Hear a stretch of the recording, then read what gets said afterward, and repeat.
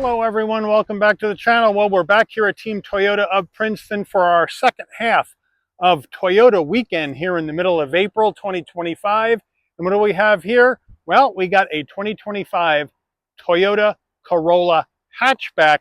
This is the top XSE trim. Magnetite gray is the color, black two-tone roof, two tones black and light gray Softex interior. So if you're in the market for this hatchback action, is the Corolla the one you would go for? And if it is, do you go all the way to XSE and spend some serious cash? You let me know and put it in the comments as we go through the vehicle. So let's dig in. Front end of this Corolla hatchback, XSE in magnetite gray, and right up front, as you can see, we have a full spread of LED lighting, including the turn signals and the fog lamps, with gloss black grille upper and lower on the front end of this Corolla. As we come around to our wheel and tire setup, we are going to have an 18-inch graphite aluminum alloy wheel, Toyota badge on the center cap. Now these wheels are wrapped in Dunlop SP 5000 summer tires, 225 on the width, a 40 series sidewall 18s, all four corners, front wheel drive. Moving on out, there is the magnetite gray with the graphite wheel. So we got a gray on gray look with black roof and black accents. Moving on in, we do have gloss black side view mirror caps with LED turn signals, color match front and rear door handle, left side fuel filler cap. Up top, the gloss black roof with the shark fin antenna, no sunroof. And as we swing around to the back, we have the roof spoiler coming off the top, the wiper down below on the glass. And then in the rear, we do have a full spread of LED lighting in the back as well, with Corolla on the left side of the hatch and XSE in red over on the right, with our exhaust tucked up underneath the rear bumper. We're under the hood of this Corolla XSE hatch, and we have Toyota's 2-liter inline 4-cylinder engine mated to a CVT. 169 horsepower, 151 pound-feet of torque, MPGs, 30 in the city, 38 on the highway, 33 combined. The engine's minimum octane rating is 87, so you can run this on regular unleaded gas. Before we get into the interior, you're going to want to know, Mike, how much? Well, here we go. As I always say, top trim action is a top trim price, so you let me know what you think. Base price, $25 Corolla hatchback XSE, $27,080. This vehicle's got a couple of options on it. We'll check those out when we go through the window sticker. Once we add those in, and a destination and delivery charge of $1,135 from Toyota's Aichi, Japan assembly plant, we have a total vehicle MSRP from the factory of $29,014. So let's check out the interior. If you're looking for a Toyota that's 100% made in Japan of 100% Japanese parts, then this Corolla hatchback XSE could be the one for you. Now, as we get to our driver door panel, black soft material, soft touch material right here into your brushed aluminum door handle. We are going to go with the Softex with the white cross stitch, some brushed aluminum, flat black on the switch gear.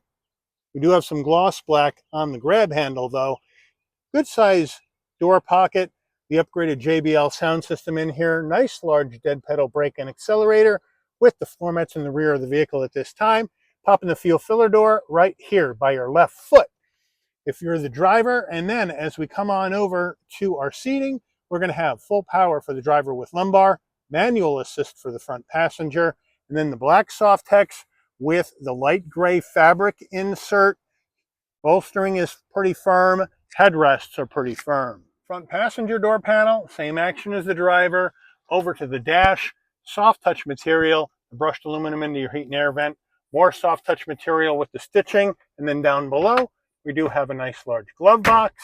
And then we swing it on over for an 8-inch infotainment system, wireless CarPlay, Android Auto, built-in nav through a subscription service only, We do have music, where we have our Sirius XM, as well as AM and FM radio stations.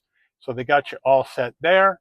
You can go back here, Bluetooth or phone, vehicle settings, general settings to set up your driver profile, Wi-Fi hotspot, adjust your speakers, get over-the-air software updates, customize some things on the vehicle, back to the beginning. But just like every other Corolla we've seen lately, we still have the old backup camera with no trajectory and fuzzy, and Toyota needs to upgrade this in the Corolla and the Corolla Cross, amongst other vehicles. I mean, we are in 2025. Coming on down further, dual climate right here, two heat and air vents and your four-way hazards, push button start. Down further, we have two-stage heated seats for the driver and the front passenger, and a wireless charging pad with a USB-C right there for your front passenger.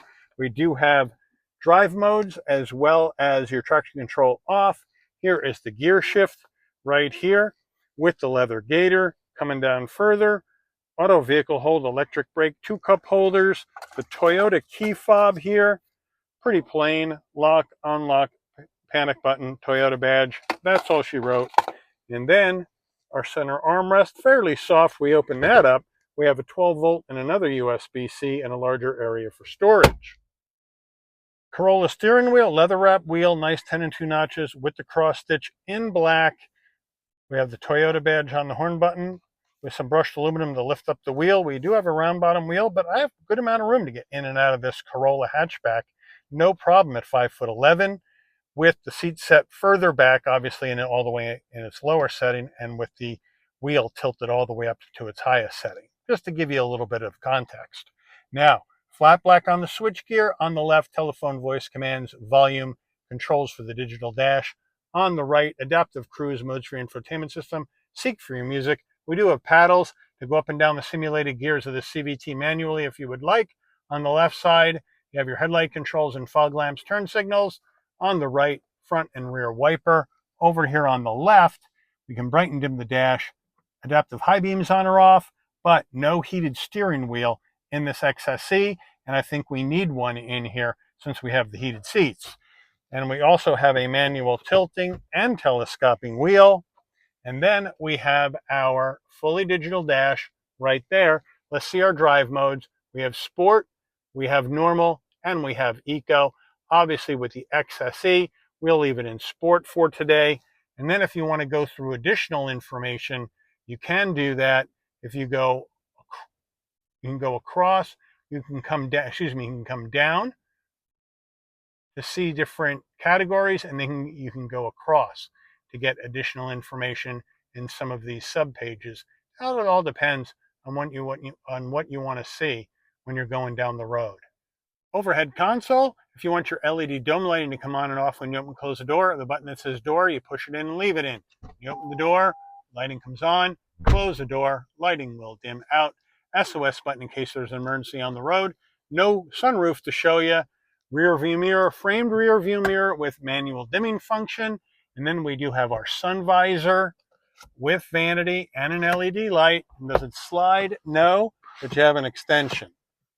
Getting in the back seat of this Corolla, but first the rear door panel, where we're going to have hard black plastic all the way down. So you get the armrest, which is soft with the stitching.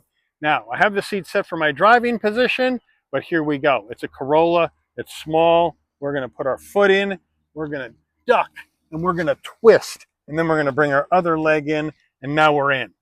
Very low roof line, and it's tapered. I'm 5'11". Once I'm in, though, I have enough room for my head and shoulders, barely enough room for my knees. I have the soft text all the way down, seat pocket behind the driver and the front passenger, and two USB-Cs for your back seat passengers. And then in the back, the same black soft text with the light gray fabric insert, fairly soft. And then we do have an armrest, semi-soft, two cup holders. So overall, you got enough room in here once you get in. The trick will be getting in.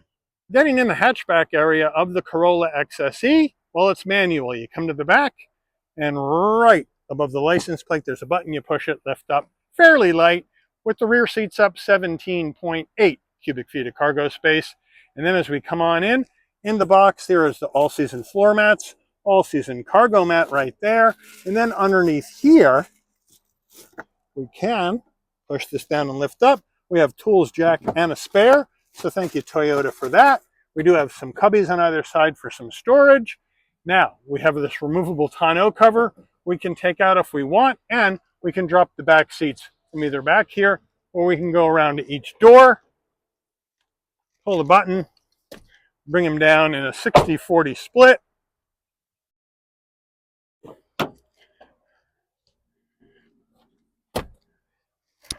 There we go. And now, with the rear seats down and that tonneau cover out, we're looking at 23 cubic feet of cargo space in the back of this Corolla hatchback. Window sticker time, here we go. 25 Corolla hatchback XSE, magnetic gray, midnight black, two-tone roof, made 100% in Japan. Government safety ratings, fuel economy estimates, standard equipment.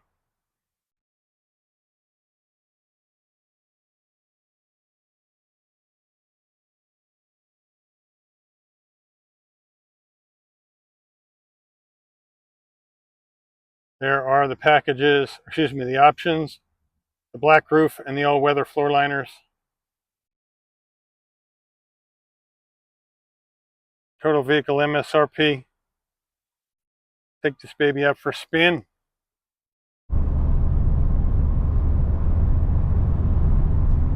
All right, we're out on the road in this 25 Corolla XSE hatchback, and right off the bat, we got some pretty good visibility out of all the glass, I'd have to say. Nice large side view mirrors for a small vehicle, blind spot monitoring, cross traffic alert, lane keep assist, pre-collision, LED lighting up front and out back for safety. So they got all that in here, which is a nice touch. Overall, ride's pretty smooth. They got it well damped. Chassis feels good. Of course, you got this sport tuned suspension in here because we do have a XSE trim rather than a standard Corolla hatchback trim. And it is the top trim, so they are bringing more stuff on the interior with the black Softex two-tone seats, with heated seats, wireless charging, dual climate instead of single zone, as well as a fully digital dash. So they're bringing some nicer amenities in here. LED lighting on the interior, USB-C connectivity up front and in the back. So they got some nicer stuff in here. But I want you to tell me, is it enough to justify almost $30,000 for a Corolla hatchback?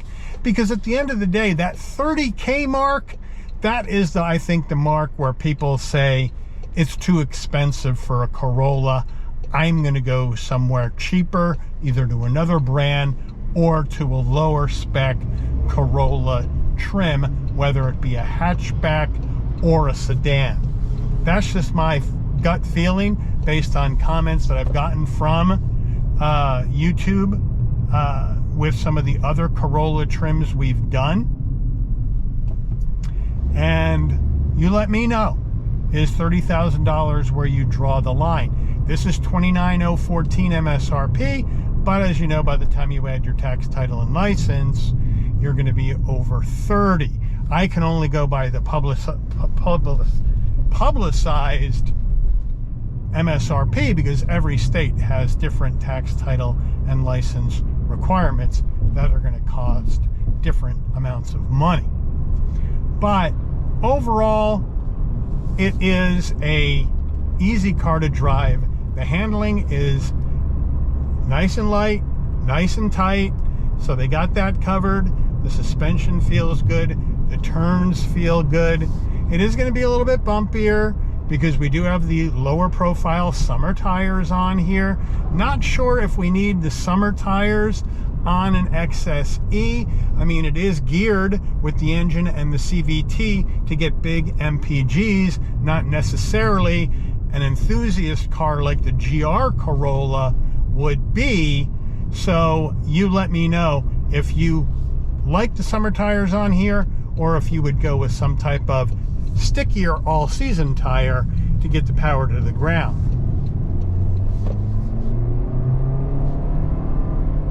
but it's a fairly light car. It gets up to speed pretty well. Obviously, the engine's going to make some noise under load, but then it's going to calm down and quiet down once your foot is off the gas. Let's check the turn in to the left on the brakes, and it turns in really well. Well planted, good turn in, good chassis, fun little car to drive, nice and flickable overall in the corners. That's why obviously they're making the GR Corolla, because it's just a good little flickable car, even in its standard form like this XSE rather than the GR enthusiast spec.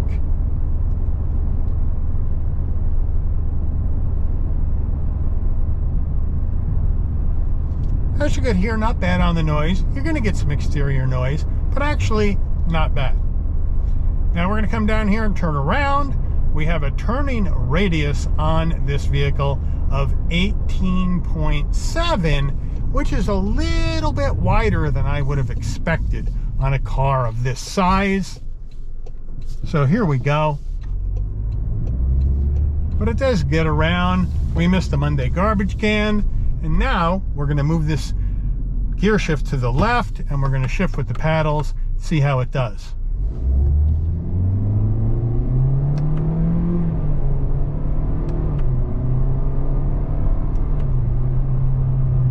Not bad. Let's downshift.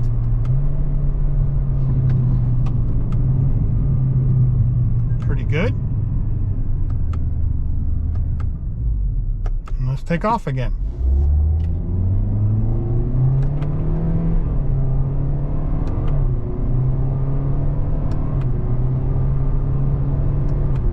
Not bad. Not bad at all. So if you want to have a little bit of fun, you can shift with the paddles, give yourself some more fun, make it a little bit more engaging to drive. But overall, it is a fun car to drive. It is a fun chassis. The question becomes, when you get up to the XSE, is 29 grand MSRP too expensive? And do you go, let's say, Mazda 3 instead, because they have a hatchback? So you let me know which way you would go, whether it would be the Corolla hatchback XSE, or let's say that Mazda 3 hatchback with either the naturally aspirated 2.5 four-cylinder or the turbo 4. Put it in the comments and let me know. But I do want to thank Team Toyota of Princeton for allowing the channel access to this brand new 2025 Toyota Corolla hatchback in magnetite gray for a review today. I'd like to thank all of you for watching. If you enjoyed this video, please consider giving it a like. Please also consider subscribing and turning on that notification bell so you never miss another Shabby's Rides video. And I'll see all of you on the rebound. Take care, everyone.